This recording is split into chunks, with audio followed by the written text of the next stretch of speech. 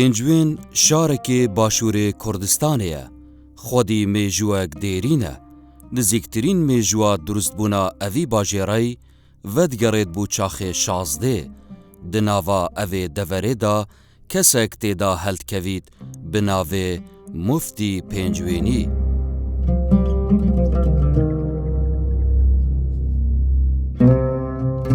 پێنجوێنی ئەدبیتە کەسایەتیەک ئەدیب و ڕوشنگەر و بەرگری کارێ دادپەروەریە جڤاکی و نەتەوەیی دژی بازرگانی کرن بە ئاینی و خەیاڵ و خوڕافاتان ڕادوەستە. عەبدوڵڵا مەلا کەریم پێنجوێنی لە ساڵا 1881 لە گوندێ بێستانە لە دەڤەرا پێنجوێن ژە دایک بە، ئەدبیتە ستێرە گەش لە ئەسمانێ کوردستانێ.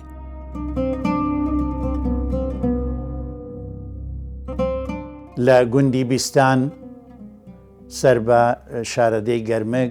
سەر بە قەزای پێنجوێن یەکێک لە مامۆستا ئاینیە زۆر بە قەدر و گرانەکان ناوی مامۆستا مەلا کەریمی بیستانە. مامۆستا مەلا کەریم یەکێکە لە خانەدانە خواپێداوەکان کە مەراسیمە ئاینیەکان و پێشەوایەتی ئاینیەکە لەم گوندەوە. 5 کوڕی هەیە، بچووکترینیان عەبدوڵڵایە کە لە ساڵی 1881 لەدایک بووە. عەبدوڵڵا گیان کوڕی خۆم، من تۆم هێناوەتە ناو حوجرەوە، ئەمەوێ فێری دەستوری حوجرەت بکەم، ئەمەوێ فێری زمانی عەرەبی بیت بۆی لە قورئان تێبگەی، ئەمەوێ هەتاکو فێری قورئان ببی، ئەمەوێ لە دوا ڕۆژدا ببیتە کەسێک کە هەموو کورد شانازی پێوە بکە. بەڵێ باوکم منیش پێم خۆشەوەکاری. ئەی دەست و خۆشە عەبدوڵڵاگیان ئافەرم، ئینشەڵڵا ئێستا دەست پێکەین باشە. عەبدوڵڵا هێشتا گەلێک زارۆک بوو دەمێ لە دەف بابێ خوا فێری خاندن و خاندەواریت بوو، بەلێ بابێوی ئەچیتە بەر دولوڤانیا خودێ ئەو هەر بەردەوام بە لەسەر پێیگەهاندنا خوا.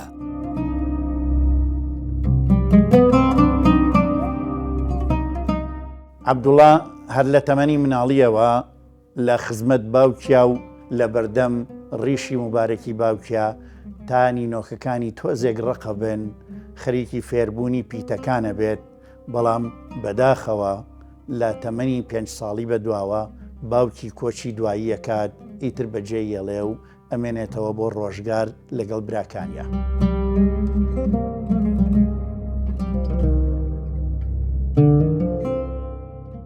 عەبدوڵڵا ئەو بۆ ئاوا خەفەت و بێتاقەتی هەیە؟ خۆ دەزانی باوکمان مردوو و بێتاقەتی باوکم. عەبدوڵڵا گیان خۆ دەزانی مردن لە ڕێگەی هەمومانە، ئەبێ هەموو نەفسێ بمرێ و ئێمەش بە تەواوی بچینەوە خزمەت پەروەردگار. من برا گەورەتم و هەم ئەبمە باوکیشت و لە ڕوانگەی خوێندنەکەیشی پێتاوەکەم، هیچیش بێتاقەت مەبە. دژیە 10 ساڵاندا لە دەف برای خۆی مەزنترێ درێژە پێدانێ بخوێندنا خوا دەدات، وەک زارۆک پەرۆش و شەیدایە زانین و زانستێ ئەتهێتە بەرچاف.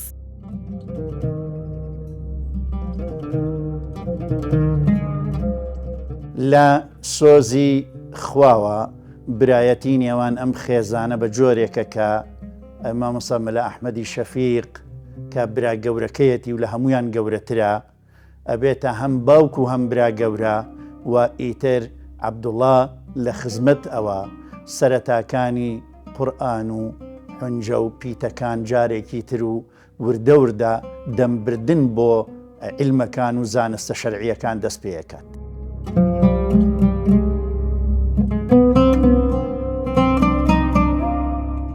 ژیێوی ئەدبیتە 15 ساڵ. عەبدوڵڵا ڕۆژ بۆ ڕۆژ گەشەکردناویە هزری و ئەدەبی و معریفی زێدەت بە، لەسەر ڕێچکە خوێندنا خۆژی بەردەوام بە، لەوە هێدی هەست بە گەلێک مژارێن هەستیار دکە. بۆ سەردەمە ئەڵێ ئەو وشیاری لاگرنگ بۆ خۆناسین خۆ بناسیت بۆ ئەڵێ بۆچی ئێمە نینی زمانی خۆمان لاگەن بۆ بە زمانی خۆمان نەخوێنین بۆ ئەو سەردەمە هەندێ لە خەڵکان پێیان وا بۆ زمانی کوردی کەی زمانە عەرەبی و فارسی و تورکی ئەمانە زمانن لە شەعرا ئاماژەی پێکا. جۆرێک لە بەهرەمەندی و بلیمەتی تیا دەرکەوت بوو لە دەرکردن بە کێشە کۆمەڵایەتیەکانی دەوروبەری، بۆیە ئیتر لەگەڵ هەڵکشانی تەمەنیا هەزر و بیر و بۆچوونەکانی جیاواز لەو وەچە و جیلەی کە خۆی تایە ئەژیا ئەم بە فراوانتر و بە ڕووناک بیرانەتر ئەیڕوانیە دنیا و فکری فراوانە بوو لەگەڵ بەرەبەرە خوێندنی زانستە شەرعیەکانە.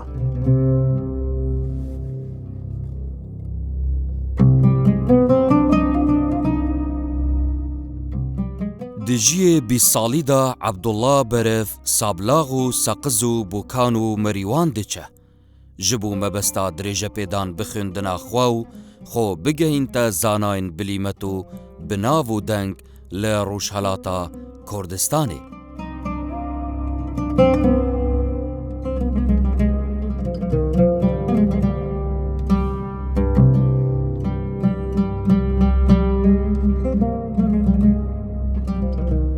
مفتی وەکو زۆر خوێنەواری و سەردەما ئەچیت لە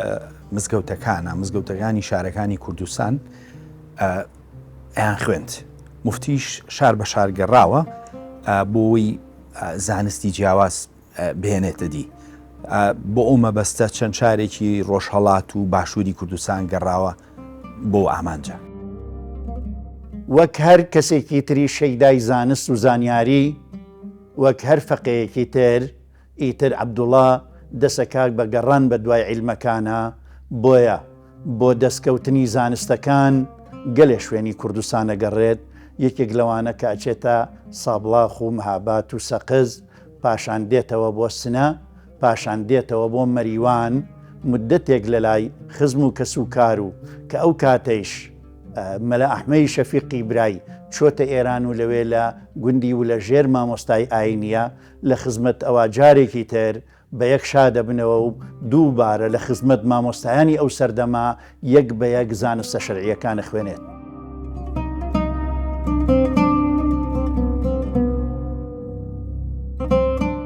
چیت بوو بیارە لە دەف مەلا عەبدولقادرێ بیارەیی ئەدبیتە قوتابی و فێری زانین و زانستەک باشت بە. ئەف مامۆستایە ناسناوێ مفتی پێنجوێنی پێت بەخشە وەک ڕێزگرتن بۆ لێهاتووی و زیرەکیاوی، مۆهلەتا زانستن شەرعیژی لەسەر دەستێوی وەردگرە.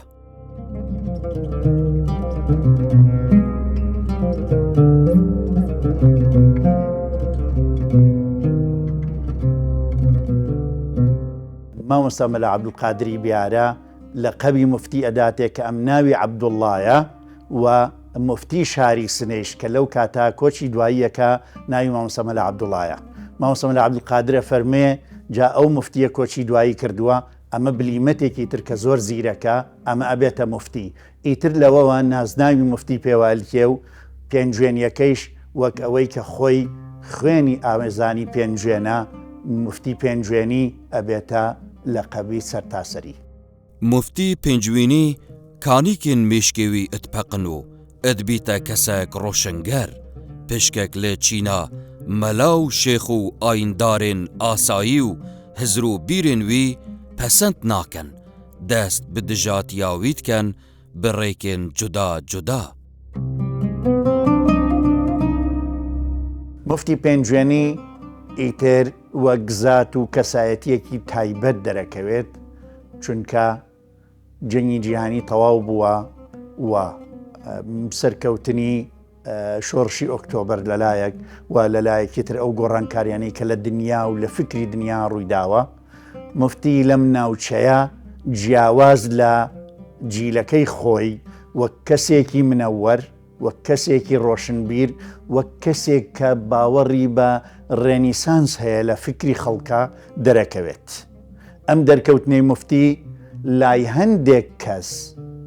هەندێک کەس لە هاوشانەکانی قبوڵ نییە و بە دڵیان نییە. مفتی پیاوێکی ڕازگۆ بوو لەگەڵ خۆی و لەگەڵ خەڵکیشە. بۆ نمونە بە کچەکەی ئەڵێ لە وەسیەتەکە ئەڵێ کچم من تۆ نام بە پیاوێک کە دەوڵەمەند بێ و گرنگەوەی من چۆن کوڕەکەم بە دڵی خۆی ژن بێنێ ئەبێ تۆش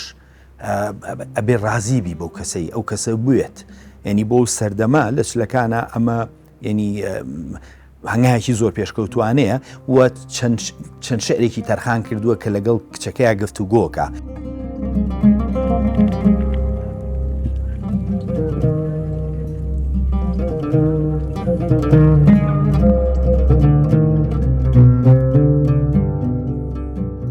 عليك السلام ورحمة الله وبركاته. يقع بخير. فرموا. شباب يا بۆچی دانیشتی لێرە؟ والله بڵم چیکار حاجی ئەمە واز لە مەلایەتی بێنم شوێن کار و کەسابات کەوم بمە ئیشی تویتن کڕین و تیتن فرۆشی بکەم. دیڤدا مفتی پێنجوینی ئەدگەهتەوێ باوەڕێ کو مەلایەتیە و ئاینی نەکەتە ژێدەر ji bo bijêwê jiyana xwe lewra biryarê didet ku dest li karê melatiyê helbigire û bibîte kesek kasibkar û xwedî hizrek azad. مفتی پێنجوێنی لە ڕاستیە بووە بە مەلاو ئیجازەشی وەرگرتووە بەڵام مفتی پێنجوێنی ویستوێتی سربەخۆ بێ لە فکرا بۆ ئەوەی سربەخۆبی لە فکرا ئەبێ سەرچاوە دارایەکەش سربەخۆ بێ. مفتی بۆ مەبەستە مەلایی نەکردووە و لە شعرێکیشە ئاماژەی پێیەکا کە بۆ نەی کردووە ویستوێتی بە سربەخۆیی بمێنێتەوە لە شعرەکەی ئاماژە بۆواکە کە خۆی و باو باپیرەشی خوێنەوارن خوێنەواری و سەردەمە ئەبووی بە مەلا بەڵام ئەوەڵێ من ئەو پیشەیە ناکەم و بە هوشیاری ژەوەی نەکردووە بۆ ئەوەی بەسەر بەخۆی بمێنێ لە فکرا ئەو ئامانجی کە بۆ خۆی داناوە لە ژیانیا بەردەوامی پێبدا. مفتی پێنجوێنی وەک کەسێکی ڕۆشنگەر پاش بنیاتنانی خێزانی خۆی لەناو پێنجوێنە وەک باو باپیری پیشەی مەلایەتی ناکات و بڕیارەدات کە بە ڕەنجی شانی خۆی بژێنێت بۆ ئەوەی کەسایەتیەکی دیار و ئاشکرای هەبێت بۆ ئەو فکرێکە هەڵی گرتووە و ئەکەوێتە هاندانی خزم و کەسوکار و گەنجەکانی پێنجوێنیش کە ئەو کات لە دەور و پشتی ئەبن و هەوڵی ئەوەدات کە بە بیرێکی منەوەرانە بتوانێت کە هانیان بدا بەرەو عیلم و زانست و زانیاری سەردەم ململانێ و کەڵکەڵەی بۆ دروسە بێت لەگەڵ ئەوانەی کە لە ڕووی زانستیەوە دەرەقەتی نایەن و فکریان وەکو ئەو نییە بۆیە تووشی ململانەیە بێت هەندێک جار ناوناتۆرە و لە قەوی خراپیشی لێ ئەنێن لە مەلاکانی دەور و پشتی هەندێکیان ئەلبەت هەمویان نەچونکە هەندێکیان زۆر خۆشیان ویستووە و زانیوانەکە کەسێکی منەوەرە.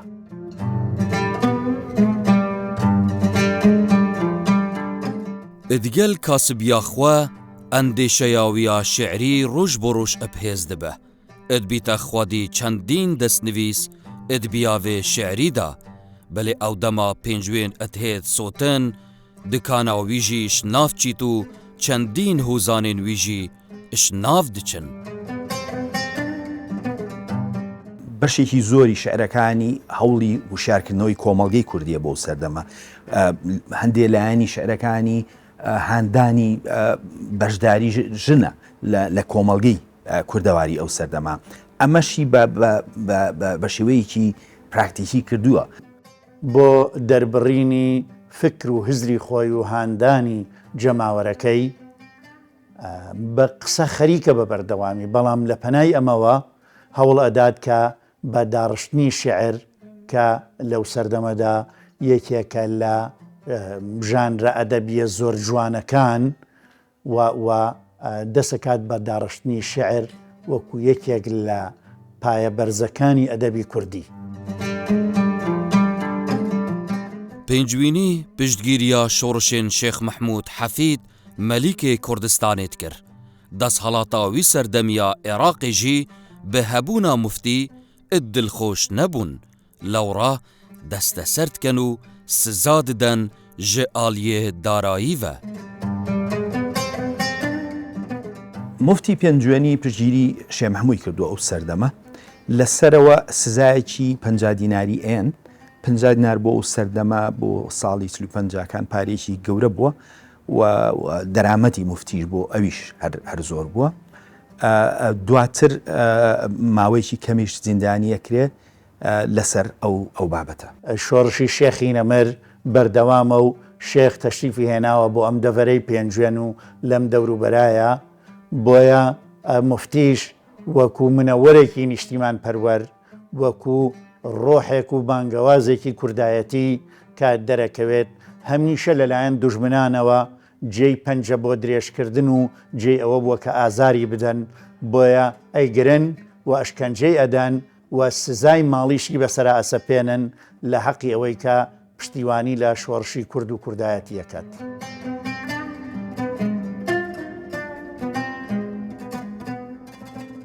لە ساڵا 1946 ئەو دەما کومارا مەهاباد هاتی دامەزراندن، هەرچەندە ساخلەمیا مفتی یا باش ژی نەبوو، بەلێ خۆشەویستیاوی بۆ خاک و وڵات و نیشتیمانێ خوا وەلێ کرد کۆ بەشدار ببیت دەسەر بەخۆبوونا کوردستانێدا. مفتی پێنجوێنی کە کۆماری مەهاباد دامەزرێ، ماڵ و مناڵ بەجێ هێڵێ بۆ ماوەی نزیکەی 6 مانگ ئەچێتە ڕۆژهەڵاتی کوردستان. لەوێ وردەکاری بەشداربوونی نازانین چۆن چی کردووە، بەڵام لەوێ بەشێک بووە لە خوێنەواری ئەو سەردەمەی کۆماری مەهاباد و دواتر بە ناومێدیکی زۆر کە ئەگەڕێتەوە و دوای ڕوخانی کۆمارەکە ئەگەڕێتەوە لە شعرێکە شینێکەکە بۆ ئەوەی کە بینوێتی. ئەم پیاوە منەوەرە ئەوەندە عەشقی نیشتیمان و نەتەوەکەی لە دڵیایەتی بەردەوام لە بیر و لە خەباتایە بۆ دەربازبوونی میلەتەکەی بە هاندانی گەنجەکان و بە ڕۆشنکردنەوەی فکریان و هەل لە سەروبەندی تەواوبوونی جەنگی دووەمی جیهانی و سەرهەڵدانی کۆماری کوردستانە لە پێنجوێنەوە بە پێ خۆی ئەگەیەنێتە مەهاباد و لە مەیدانی چوارچرا شعرێکی بەناوبانگی بە ناوی ئاڵای کوردستانەوە بەسەر ئاڵای کوردستانە هەڵی داوەکە، شعرێکی زۆر بە پێزە کە ڕەمزی ئەوەیە کە هەمیشە شانازی پێوە بکرێت.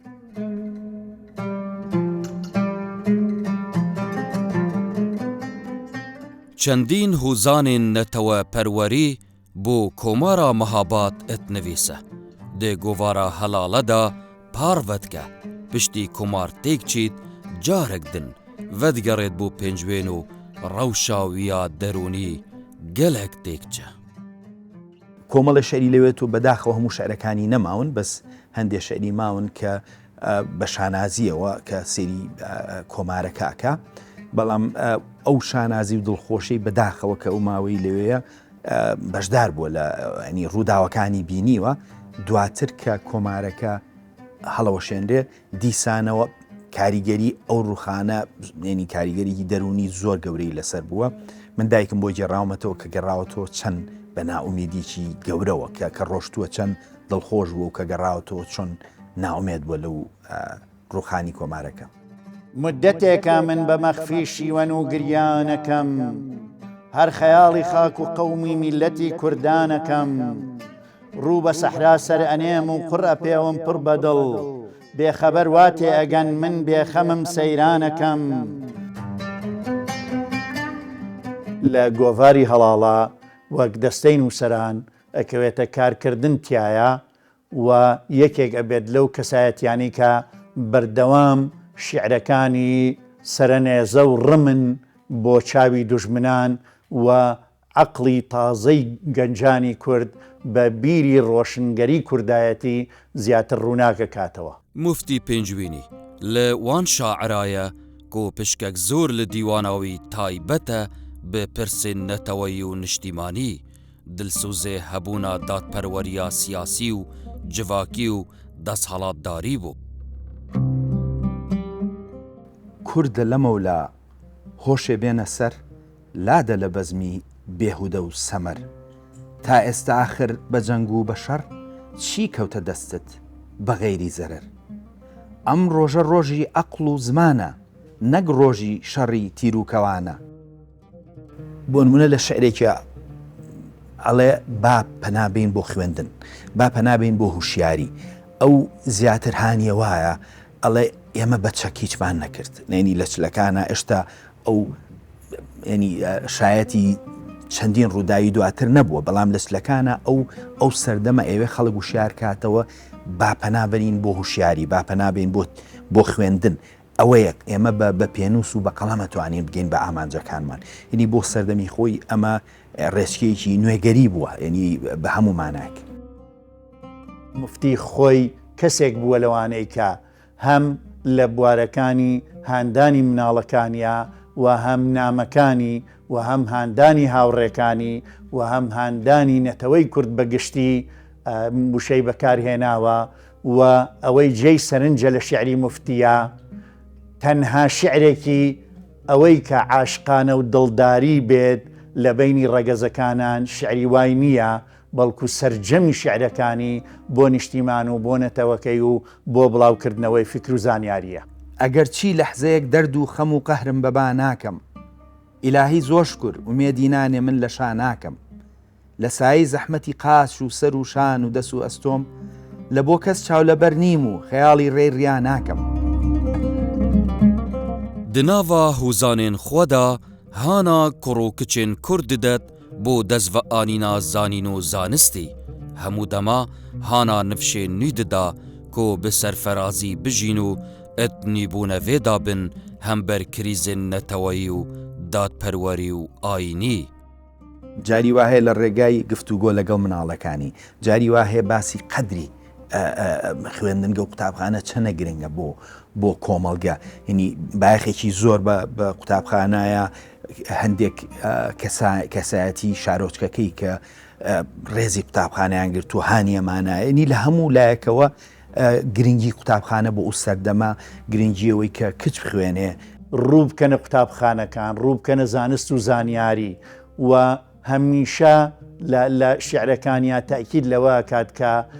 چیمان لە وڵاتانی تر کەمترە ئێمەش بۆ وەکو ئەوروپا بە زانست و عیلم و عیرفان نەگەینە ئەوەی کە وەک نەتەوەی کورد لە کاروانی مرۆڤایەتیا ڕۆڵی خۆمان ببینین و دەورمان هەبێت ئەم فکرە نوێی مفتی بۆ ئەو سەردەمە پێش سەردەمەکەی خۆی بووە خەڵکانێک ئەویان پێقبول نەبووە دژی وەستاون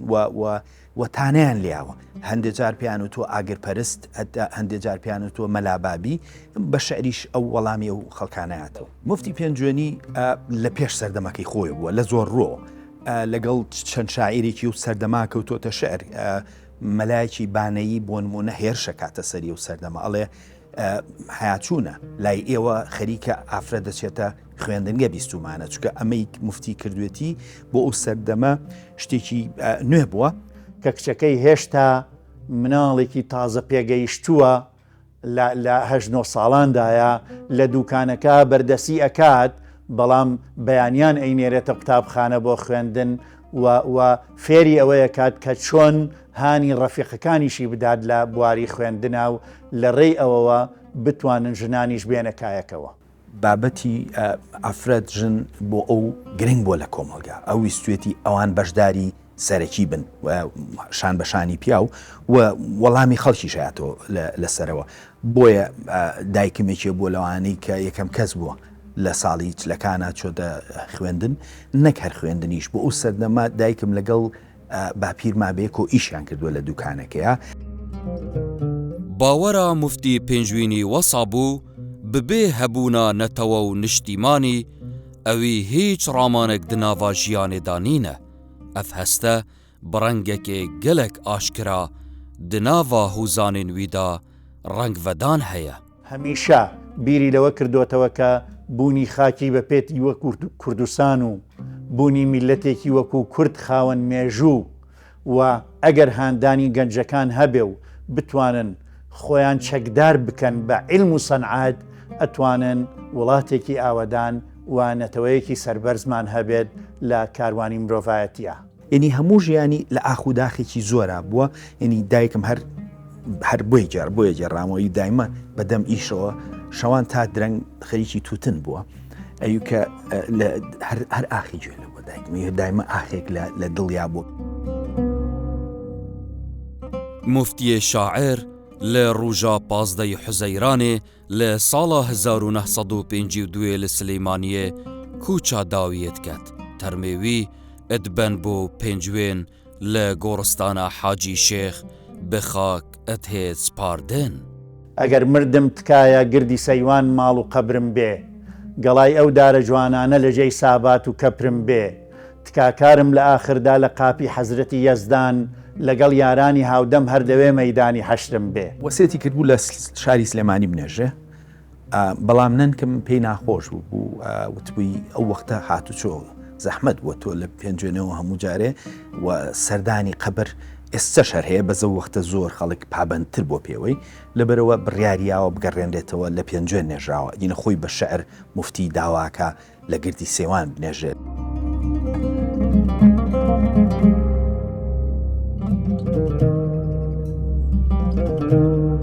Thank you.